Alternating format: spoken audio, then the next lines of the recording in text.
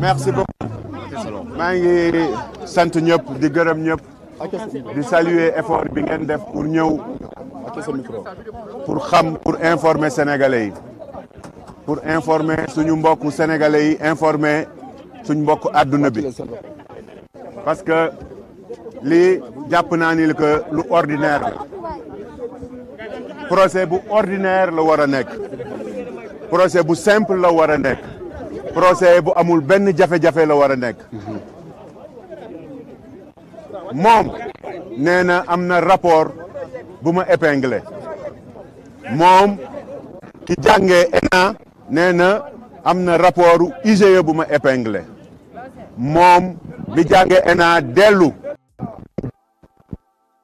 juum IGF la bëggoon a wax mais moom mi jànge ENA xamul ni que IGF man nekkuma en tant que ministre nekk d'action donc mënul sax am rapport tey nag gis naa ñëw na ak ay avocat am nee na nañ ko dàq parce que dañuy préparé wu mais loolu jarul préparé wu wax dëgg yàlla jarul 100 avocats jarul 10 000 avocats jarul sax 5 avocats man bu génnee rapport teg ci kaw table ji billahi lazi la ilaha illa huwa benn baat nañ leen dem.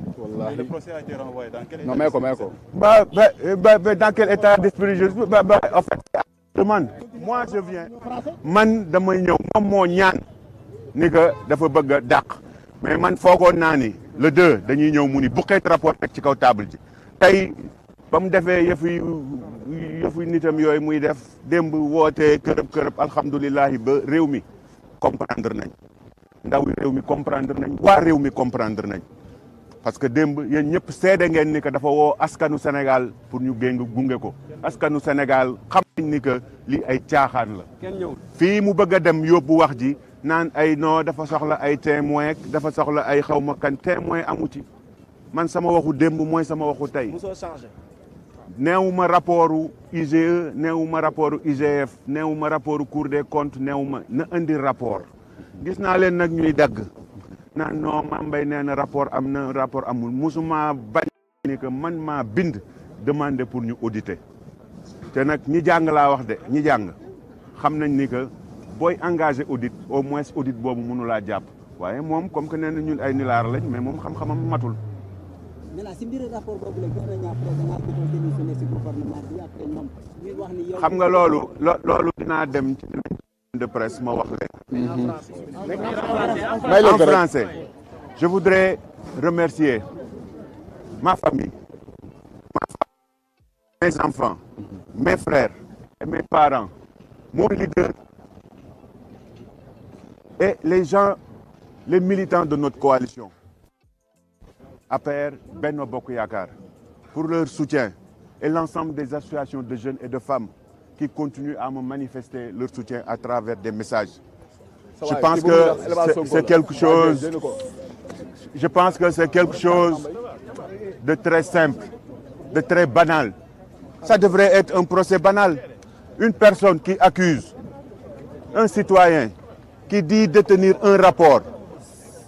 Mais on n'a pas besoin de 1500 avocats, on n'a pas besoin de renvoi. Moi, s'il produit ce rapport-là, que ça soit un rapport de l'IGE, que ça soit un rapport de l'IGF, que ça soit un rapport de la Cour des comptes, que ça soit n'importe quel rapport, même de services de renseignement étrangers, si M. Sonko produit ce rapport-là, moi je me constitue comme détenu. Aujourd'hui, il a fini de prouver que l'incompétence qu'il accuse, l'incompétence qu'il qualifie, qu'il utilise pour qualifier ses adversaires, aujourd'hui, c'est lui qui est incompétent.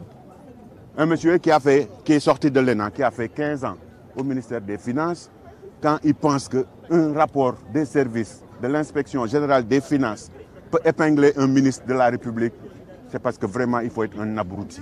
Aujourd'hui, son comportement et son discours a agressé l'école normale des administrateurs civils.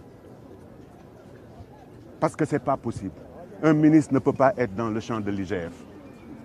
Ce n'est pas possible. Il dit que oui, il y a des rapports. Oui, quand on fait un décret pour demander à ce qu'une personne soit relevée, on fait un rapport. Ce rapport-là, on peut l'appeler rapport de présentation. On ne demande pas au président de la République de renvoyer une personne qu'il a nommée par décret.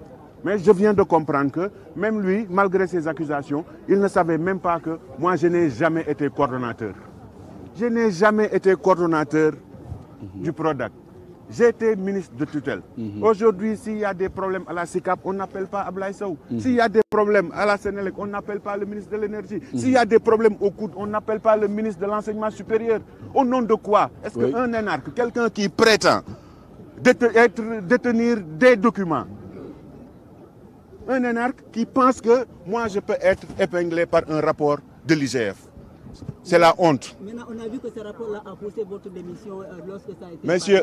Monsieur, moi, je suis cohérent. La même volonté qui m'a poussé à proposer ma démission au président de la République, c'est la même volonté aujourd'hui qui m'anime pour aller jusqu'au bout, pour montrer à mes concitoyens que ce monsieur-là est un menteur. Je vais le dire. Moi, j'ai démissionné parce qu'il y avait une clameur publique organisée. J'ai proposé au Premier ministre d'antan, Boun Abdallah Dionne, ma démission pour mettre à l'aise tout le monde et me soumettre à la justice, tel que je suis venu me soumettre à la justice. Je ne manipule personne. Il ne faut pas qu'on soit dans la manipulation, qu'on soit dans le divertissement. Moi, j'ai honte. J'ai honte pour ces cadres qui se disent respectueux de Pastef. Parce que si c'est cette personne-là qu'ils veulent faire, qu'ils proposent comme président de la République, vraiment, il a abruti notre pays. Merci beaucoup. Merci beaucoup. Attendre l'arrivée de... la réaction de Mambagnan qui a fait sa sortie. Prenez vos micros, hein. Le public SN. Prenez vos micros. Merci beaucoup.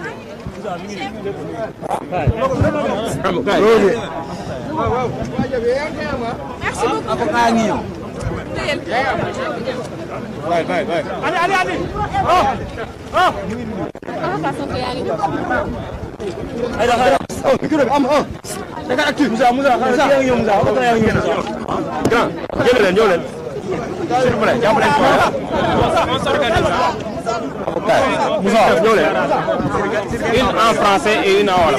Donc ñu parle mooy def version française bi man ma def version wolof. D'accord. Voilà. On commence par là. mais ñoom dañu dem ci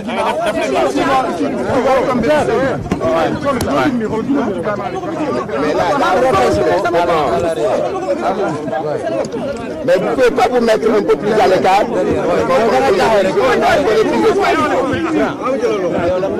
Journaliste la